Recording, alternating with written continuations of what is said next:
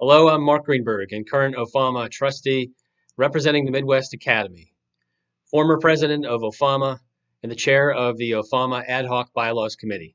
I'm here to discuss with you everything on this House of Delegates page related to the proposed changes to our bylaws, including the proposed change of our annual meeting from a House of Delegates to an annual business meeting. The Board of Trustees is putting a lot of time and effort into making sure we get this right, showing transparency along the way, and making sure we have our members involved and informed so we can all make these decisions together. The bylaws of our association can be an intimidating document, especially if you've never read them before. So today I'm going to try and explain what the proposed changes are and why we're making the proposed changes. There are several documents on this House of Delegates page, and I'll mention each of them to you so you can understand why they're here for you to see.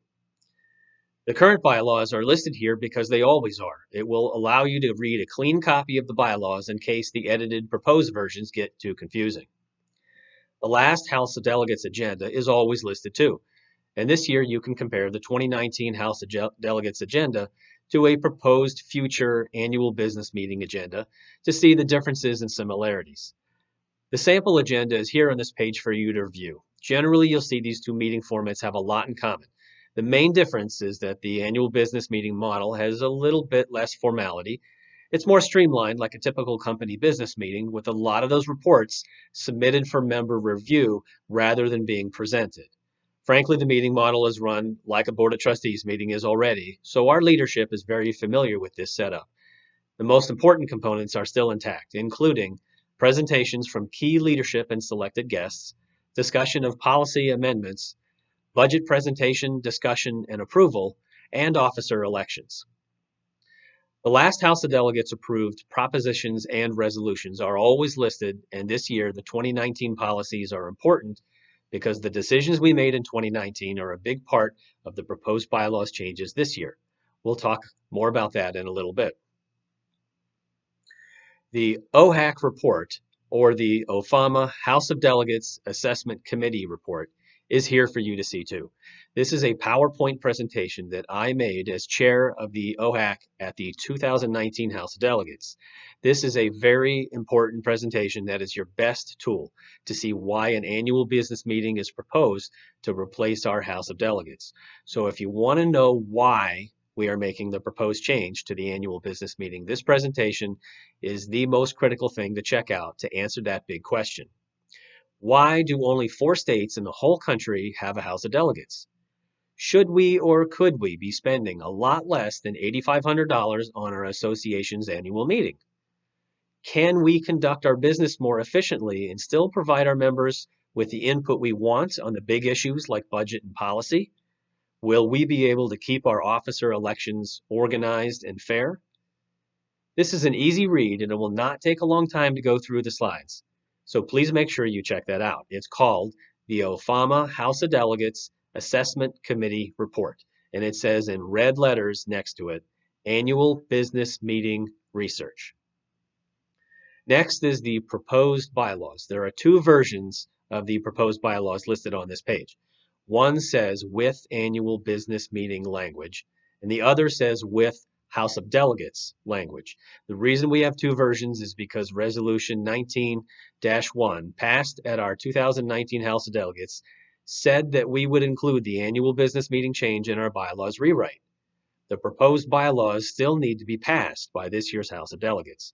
There's a lot more than just the annual business meeting and the changes to our bylaws, and I'm going to get that in a minute. So we need to make sure that we at least make those vital changes to our bylaws in other areas if the delegates do not pass the version of the bylaws with the annual business meeting language.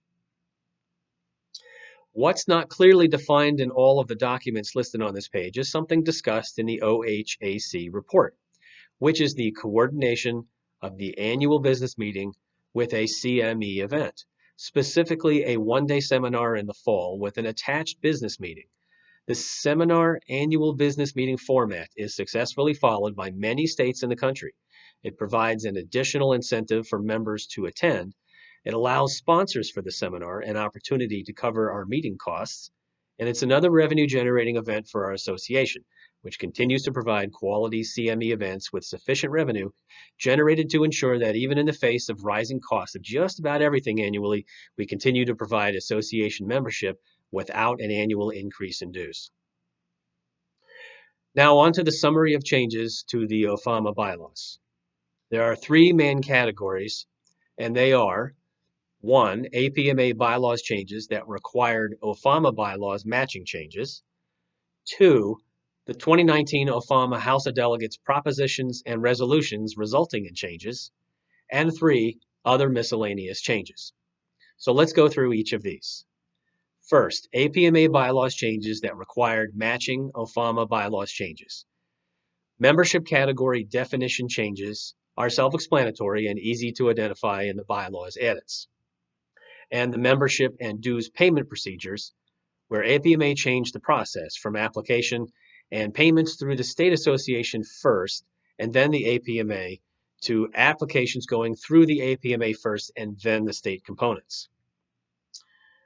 The second category is 2019 OHFAMA House of Delegates propositions and resolutions resulting in changes. The Proposition A19 defined the term length for the young member trustee to match the 3-year terms of all other trustees. Resolution 19-1 was the proposal for an OHFAMA annual business meeting to replace the OHFAMA House of Delegates. Remember to read the OHAC report and the Resolution 19-1 on this page to fully understand the reasons for switching to an annual business meeting format. Resolution 19-2 changed the chair of the Finance and Budget Committee from a trustee on the committee to the Secretary-Treasurer of OHFAMA. Remember, these resolutions and propositions are on this page for you to read and understand the policy and rationale, and all three were passed by the House of Delegates. Now to the other miscellaneous changes. First, the Federal Services member category was created for OHFAMA. The APMA has a federal services category, and members must choose between state component membership or federal services. You can't be both.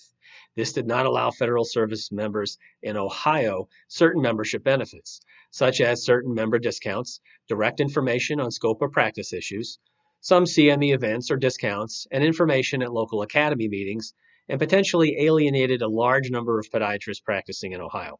We're all in this profession together, fighting for the same scope of practice and working to prevent discrimination when it shows up. And we all need to work together. So this member category was proposed and defined in the Bylaws Committee and supported by our Board of Trustees.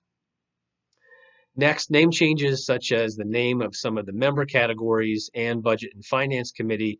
These are self-explanatory.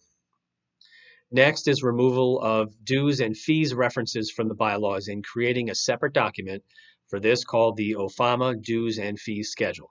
We wanted to remove financial references from our bylaws, and we created a separate document that's presented on this webpage for your review and will be presented at the House of Delegates for approval as well.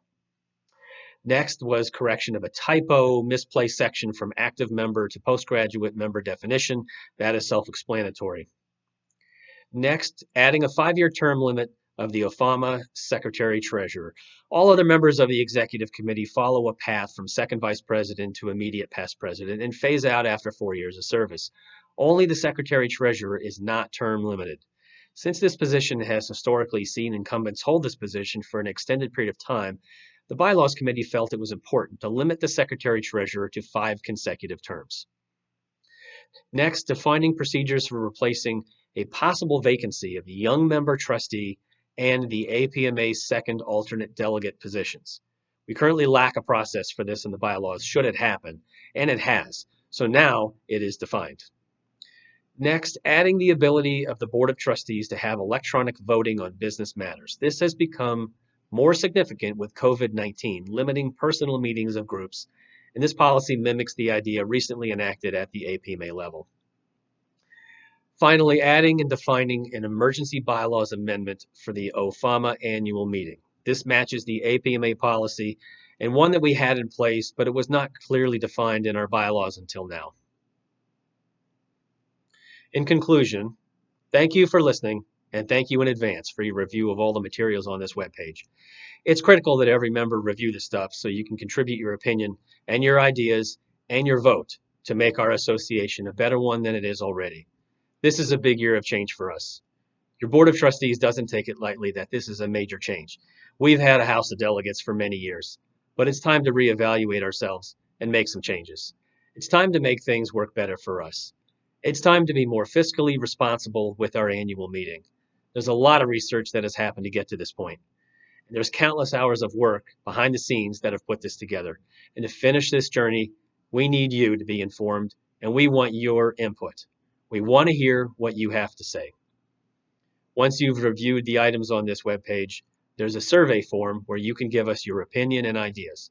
Please contribute the survey, completing with your information and your comments and questions, and it will be reviewed by the Bylaws Committee and your Board of Trustees. If you're referencing a specific section or line of the bylaws, please be specific in your comment or question on the form. Your opinion matters, and we're thankful for each member who contributes. I'm looking forward to wrapping up 3 years of work on this project at the House of Delegates this year. The entire OHFAMA Board of Trustees thanks you for your time and your input. Thank you.